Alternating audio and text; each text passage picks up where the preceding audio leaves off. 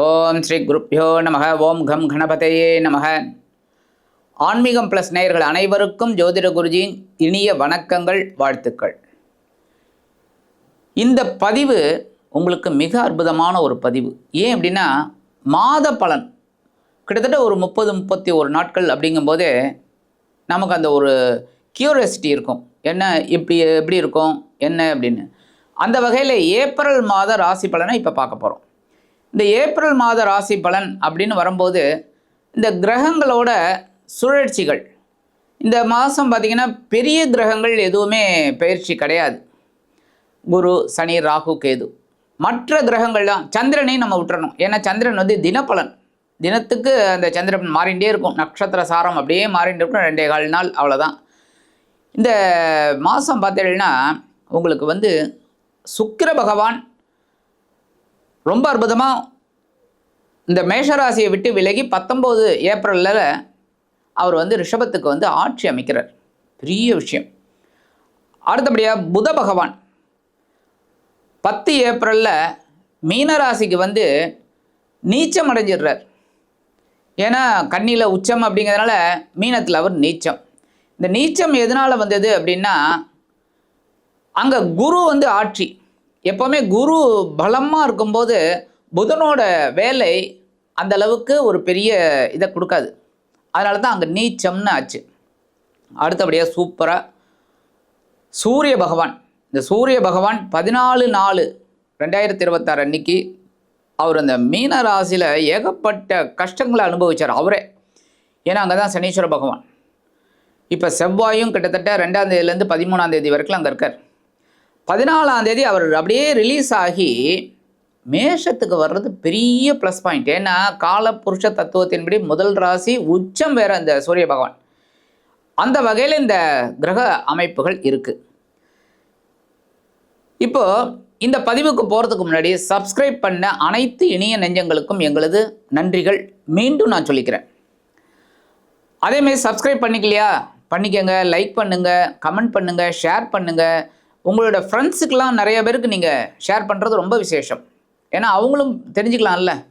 அதேமாரி நமக்கு வெளிநாட்டு நண்பர்கள் நிறைய பேர் இருக்கீங்க, அது ரொம்ப விசேஷம், ரொம்ப சந்தோஷமாக இருக்குது. இன்னும் நிறைய பேர் நீங்கள் பார்க்கணும், பார்த்துட்டு கமெண்ட்ஸில் சொல்லணும்.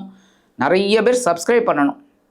அதேமாரி ஜாதகம் பார்க்கணுன்னு வரீங்க, கரெக்ட், ரொம்ப சந்தோஷம். என்னோடய வாட்ஸ்அப் நம்பருக்கு வாங்க. இப்போ ஒவ்வொரு ராசிக்கும் என்னென்ன பலாபலன்கள் அப்படிங்கிறத பற்றி நம்ம இப்போ அருமையாக தெரிஞ்சுக்கலாம். பதிவுக்கு போகலாமா? அன்பான கன்னி ராசி நேயர்களே, இந்த அருமையான காணொலியில் நம்ம பார்க்க போகிறது ஏப்ரல் மாத ராசி பலன். இந்த ஏப்ரல் மாதம் அப்படிங்கும்போதே ஆல்மோஸ்ட் 2026 3 மாதம் ஓடி போயிடுச்சு, 4ஆவது மாதம். சரி, இந்த கன்னி ராசி அன்பர்களுக்கு விடிவு காலம் கிடைக்குமா? நல்ல ஒரு முன்னேற்றம் கிடைக்குமா? ஏன்னா கடந்த ஒரு 6 மாதமாகவே நீங்கள் ரொம்ப கஷ்டப்பட்டீங்க, இல்லைன்னு சொல்ல முடியாது. அதேமாதிரி உங்களோட வாழ்க்கை துணையும் கஷ்டப்பட்டாங்க, நீங்களும் கஷ்டப்பட்டீங்க. எல்லாம் குடும்பத்துலேயும் கொஞ்சம் டென்ஷன், உத்தியோகத்தில், தொழில், வியாபாரம் எல்லாமே கொஞ்சம் பரவாயில்லைங்கிற லெவலில் தான் போயிட்டுருக்கீங்க. சூப்பருங்கிற லெவலில் போகலை. சரி, இந்த ஏப்ரல் மாதமாவது கொஞ்சம் பரவாயில்லையா அப்படின்னு பார்த்தீங்கன்னா, முக்கியமான கிரகங்கள்லாம் நான் சொல்லிடுறேன். எப்படின்னா எல்லா கிரகங்களை பற்றியும் அதில் எது ஃபேவரபிள் அப்படிங்கிறத பார்த்துடலாம். 2-9 குடையாதிபதி சுக்கிர பகவான். உங்களுக்கு சுக்கிரன் சூப்பர். ஏன்னா உங்களுக்கு தனவாக்கு குடும்பஸ்தானாதிபதி, பாக்யாதிபதி, அவர் வந்து அஷ்டம ராசியில் இருக்கார். அஷ்டம ராசியில் இருக்கிறது பரவாயில்லை. 8ஆம் இடத்துல மறைந்தாலும் இந்த சுக்கிரன் நன்மையை தான் செய்வார். ஏன்னா இன்பம், அது சிற்றின்பமாகட்டும் பேரின்பமாகட்டும், சந்தோஷம் எப்போவுமே மறைவு தான். கரெக்டாக? நான் சந்தோஷமாக இருப்பேன், நீங்கள் டென்ஷனில் இருப்பீங்க. நீங்கள் சந்தோஷமாக இருப்பீங்க, நான் டென்ஷனாக இருப்பேன். இந்த சந்தோஷங்கிறது வேறுபடும், அதே சமயம் மறைவு. ஸோ இந்த மறைந்த சுக்கிரன் உங்களுக்கு நன்மையில் தான் செய்வார். அடுத்தபடியாக 19/4 ஏப்ரல்லேருந்து அவர் டிரான்சிட் ஆகிறார். எங்கே? உங்களோட பாக்யஸ்தானத்துக்கு 9ஆம் இடம், ஆட்சி. சூப்பர். பாக்யாதிபதி பாக்யஸ்தானத்திலே ஆட்சி, சூப்பர். ஸோ ஃபஸ்ட்டு பாலே உங்களுக்கு 6. அப்படி தான். ஏன்னா நம்ம எல்லா கிரகங்களும் ஃபேவரபுளாக இருக்குன்னு சொல்லவே முடியாது யாருக்குமே. அதேமாரி எல்லாரோட ஜாதகமும் சூப்பராக இருக்குன்னு சொல்லவே முடியாது. சூப்பரான ஜாதகம் தசாபுக்தின்னு வரும்போது அப்படியே மாற்றிடும். என்னதான் தசை அப்படி இப்படினாலும் பிரச்சனைகளை கொண்டு வந்து கொடுக்கும். ஒன்று கோச்சார ரீதியாக கொடுக்கும், இல்லைன்னா தசாபுக்தியில் கொடுக்கும், இல்லைன்னா கிரகங்கள் எங்கெங்கே நிற்கிறாங்களோ அதுக்கு உண்டான வேலைகளை செய்யும். ஸோ இந்த வகையில் உங்களுக்கு முதல் பால் 6. ஏன்னா சுக்கிரன் வந்து இந்த மாதம் முழுவதும் உங்களுக்கு ஃபேவரபுளாக இருக்கார். சரி, அடுத்தபடியாக குரு பகவான். குருங்கும்போது உங்களுக்கு அவர் வந்து 10ஆம் இடத்துல இருக்கார். 4-7 கூடிய அதிபதி. அவர் வந்து ஜீவனஸ்தானத்தில் இருக்கார். உத்தியோகத்தில் கொஞ்சம் நெருக்கடிகள், கரெக்டாக இல்லைன்னு சொல்ல முடியாது. கடுமையாக போராடுறீங்க, வேலைகள் பலு, வேலை அப்படியே செஞ்சுட்டே இருக்கீங்க. சாதாரணமாக 7 மணிக்கு வேலை முடியுதுன்னா 8 மணிக்கு ஆகுது, ஆனாலும் செய்கிறீங்க. ரைட், என்ன பண்ணுறது? உத்தியோகம் புருஷ லட்சணம் அப்படின்னு இருந்தது, இப்போ அதுவும் கிடையாது. இப்போ என்னென்னா உத்தியோகம் சர்வலட்சணம், எல்லாருக்குமே உத்தியோகம், ஆணாகட்டும் பெண்ணாகட்டும். இப்போ நிறைய பேர் பெண்மணிகள் போடுன்னு போடும்போது எனக்கு எவ்வளோ சந்தோஷமாக இருக்குது தெரியுமா? ஏன் அப்படின்னா, என்னோட காலத்துலலாம் பெண்கள் அடிமைகளாக இல்லை குடும்பத் தலைவிகளாக இருந்தாங்க. பட் இப்போ குடும்பத் தலைவிகளாகவும் இருக்காங்க, குடும்பத்தை நிர்வகிக்கக்கூடிய ஒரு இதுலேயும் இருக்காங்க. பொருளாதார ரீதியாக பெரிய மாற்றம், நிஜமாக அதெல்லாம் பெரிய விசேஷம். அப்போ இந்த பெண்மணிகளுக்கெல்லாம் நிஜமாகவே நான் வந்து வணக்கத்தை தெரிவிச்சுக்கிறேன். ரொம்ப அற்புதம் பெண்மணிகள். அப்போ இந்த குரு வந்து 10ஆம் இடத்துல இருக்கும்போது உத்தியோகத்தில் நெருக்கடிகளை கொடுக்குறார், வேலை பலுவை. ஆனாலும் இந்த குருவோட பார்வை உங்களுக்கு 2ஆம் இடத்துலையும் 4ஆம் இடத்துலையும் 6ஆம் இடத்துலையும் விழுறது ரொம்ப விசேஷம். தனவரவு வந்துட்டு இருக்கும். மருத்துவ செலவுகள் இருக்குது அப்படின்னாலும் பணம் வந்தால் தானே மருத்துவ செலவுகள் பண்ண முடியும். காசே இல்லாதவன் என்ன நம்ம சொல்லுவான், போய் கவர்மெண்ட் ஆஸ்பத்திரிக்கு போ சொல்லுவாங்களா மாட்டாங்களா? அந்த மாதிரி. ஆனால் உங்களுக்கு பணமும் வந்துட்டுருக்கு, செலவுகளும் ஓடிட்டுருக்கு, சொத்து சுகமும் இருக்குது, அனுபவிக்க முடியாத சிச்சுவேஷனும் இருக்குது. இப்படியும் இருக்குது அப்படியும் இருக்குது, போயிட்டுருக்கு. அடுத்தபடியாக ராகு புதன். இந்த ராகு புத கன்ஜங்ஷன் ஒரு பரவாயில்லை உங்களுக்கு. ஏன் அப்படின்னா, உங்களுக்கு வந்து புதன் வந்து ராசிநாதன் ஜீவனாதிபதி, அவரும் ராகுவும் சேர்ந்து இருக்கிறது பரவாயில்லை. அதுவும் எங்கள் 6ஆம் இடத்துல தான் இருக்கார். உத்தியோகத்தில் கொஞ்சம் டென்ஷன் இருந்தாலும் பார்த்து இது பண்ணிடுறேன், ஏன்னா குருவோட பார்வை அங்கே விழுது. ஸோ அப்படியே சமாளிச்சுக்கிட்டு ஓட்டிக்கிட்டே இருக்கீங்க. ரைட், 10th ஏப்ரல்லேருந்து இந்த புத பகவான் அப்படியே டிரான்சிட் ஆகி உங்களுக்கு களத்திர பாவத்துக்கு வர்றார். 7ஆம் பாவம். 7ஆம் பாவத்துக்கு வர்றாருன்னு சந்தோஷப்படலாம், கொஞ்சம் பரவாயில்ல அப்படின்னு. ஆனால் என்னென்ன நீச்சம் அடைகிறாருங்க. ஸோ வாழ்க்கைத்தினுடைய உடல் ஆரோக்கியத்தில் ரொம்ப ரொம்ப கவனமாக இருக்கணும். அதே சமயம் நீங்கள் வந்து இந்த நண்பர்கள் விஷயத்தில் ரொம்ப கவனமாக இருக்கணும். இந்த நண்பர்கள்ட்ட வந்து உங்களோட இந்த சுயசரிதைகள், அதாவது கஷ்ட நஷ்டங்கள், குடும்பத்தில் இருக்கிற பிரச்சனைகள், அதெல்லாம் சொல்லவே கூடாது. புரியுதா?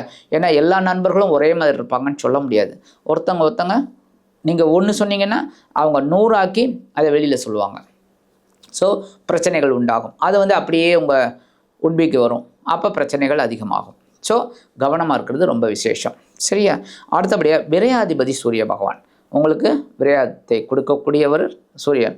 அவர் எங்கே இருக்கார்? அந்த சூரியன் வந்து உங்களுக்கு களத்திர பாவத்தில் இருக்கார், 7ஆம் பாவம். அவர் 7ஆம் பாவத்துக்கு வந்ததுலேருந்தே கொஞ்சம் குடும்பத்தில் டென்ஷன், வாழ்க்கைத்தினுடைய உடல் ஆரோக்கியத்தில் பிரச்சனைகள் எல்லாம் ஓடிக்கிட்டு இருக்குது. ஏன்னா அங்கே கூடவே சனீஸ்வர பகவானும் அங்கே இருக்கார். சனீஸ்வரன் முதல்ல அங்கே உட்காந்துட்டார், கூடவே இவர் போய் உட்காந்தார். அதே சூரிய பகவான். இப்போ என்ன ஒரு பெரிய ட்விஸ்ட்டு தெரியுமா? 2ஆம் தேதி 2 ஏப்ரல்லேருந்து இந்த செவ்வாய் பகவான் அங்கே போய் உட்காந்துடுறார். எங்கே? உங்களோட களத்திர பாவத்தில் 7ஆம் பாவத்தில். அந்த சனியோட சூரியனும் சேர்ந்து செவ்வாயும் சேர்ந்துடுறார். செவ்வாய் உங்களுக்கு யார்?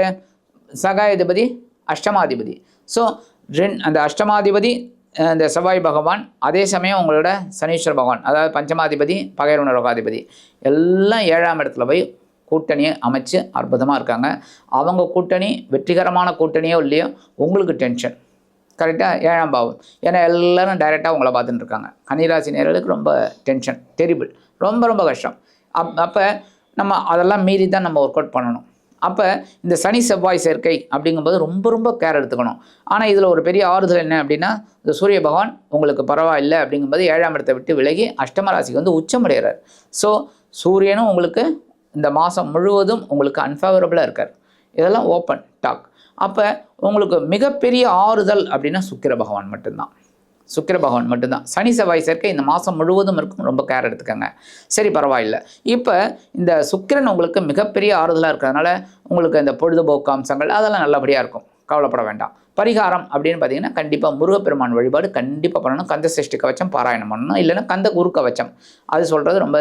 அதுவும் சொல்லுதுன்னா கந்தர் அனுபூதி, இந்த கந்தர் சம்மந்தப்பட்டது, முருகன் சம்மந்தப்பட்டது நீங்கள் இது பண்ணலாம். அதேமாரி ஒரு அறுபடை வீடுகளில் ஏதாவது ஒரு படை வீட்டுக்கு போயிட்டு வந்துருங்க, ரொம்ப நல்லது. அதெல்லாம் ஒரு பெரிய ப்ளஸ் பாயிண்ட். இந்த சனி செவ்வாய் சேர்க்கையில் உங்களுக்கு அந்த வீரியம் கண்டிப்பாக குறையும். அதேமாரி ஆஞ்சநேயர் வழிபாடு, ஐயப்பன் வழிபாடு பண்ணுறது ரொம்ப விசேஷம். ஆக இந்த சின்ன சின்ன பரிகாரங்கள் நீங்கள் பண்ணும்போதே நீங்கள் உங்களுக்கு பார்த்தீங்கன்னாக்கா இந்த ஏப்ரல் மாதம் அதி அற்புதமான ஒரு முன்னேற்றகரமான மாதமாக, சனி செவ்வாய் சேர்க்கை இருந்தால் கூட அற்புதமான ஒரு மாதமாக அமையும் என்று கூறி விடைபெறுகிறேன். நன்றி, வணக்கம். மீண்டும் ஒரு அருமையான காணொளியில் உங்களை அற்புதமாக சந்திக்கிறேன். வாழ்த்துக்கள். வாழ்க வளமுடன்.